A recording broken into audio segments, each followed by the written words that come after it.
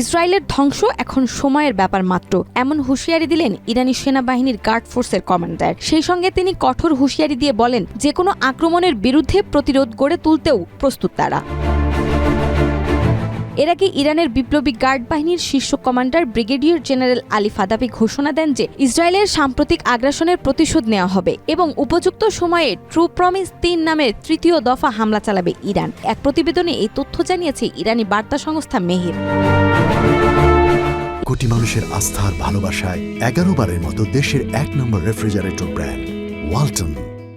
ইরানি সেনা কমান্ডার এই সময় ইমাম খামেনির কথার পুনরাবৃত্তি করে বলেছেন, যুক্তরাষ্ট্র ইরানের শক্তির বিরুদ্ধে কিছুই করতে পারবে না। সেই সঙ্গে তিনি ঘোষণা করেন, ইরান সম্পূর্ণ প্রস্তুত রয়েছে এবং প্রয়োজন হলে সর্বোচ্চ নেতার আদেশে যে কোনো আক্রমণকারী শক্তিকে ধ্বংস করে দেওয়া হবে। ইরান সমর্থিত ফিলিস্তিনি স্বাধীনতাকামী সশস্ত্র সংগঠন ও হিজবুল্লাহর সঙ্গে ইসরায়েলের চলমান সংঘাতের মধ্যে তেহরান ইতিমধ্যে 2 দফা বিশাল ক্ষেপণাস্ত্র ও ড্রোন হামলা চালিয়েছে। যুক্তরাষ্ট্র ও তার আঞ্চলিক মিত্রদের সহযোগিতায় ইসরায়েল এই হামলাগুলোর বেশিরভাগই প্রতিহত করতে সক্ষম হয়েছে।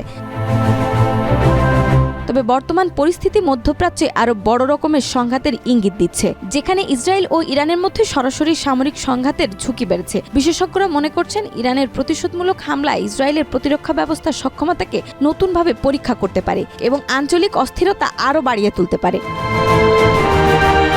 বিশ্বের বিভিন্ন প্রান্তে বর্তমানে ইসরায়েলের রাজনৈতিক পরিস্থিতি নিয়ে আলোচনা তীব্র হয়ে উঠেছে। গত কয়েক মাসে দেশটির অভ্যন্তরীণ সংকট এবং প্রতিবেশী দেশগুলোর সঙ্গে উত্তেজনা নতুন পর্যায়ে পৌঁছেছে। বিশেষজ্ঞরা সতর্ক করে দিয়েছেন যে ইসরায়েলের ভবিষ্যৎ নিয়ে গভীর উদ্বেগ রয়েছে এবং পরিস্থিতি আরও জটিল হতে পারে।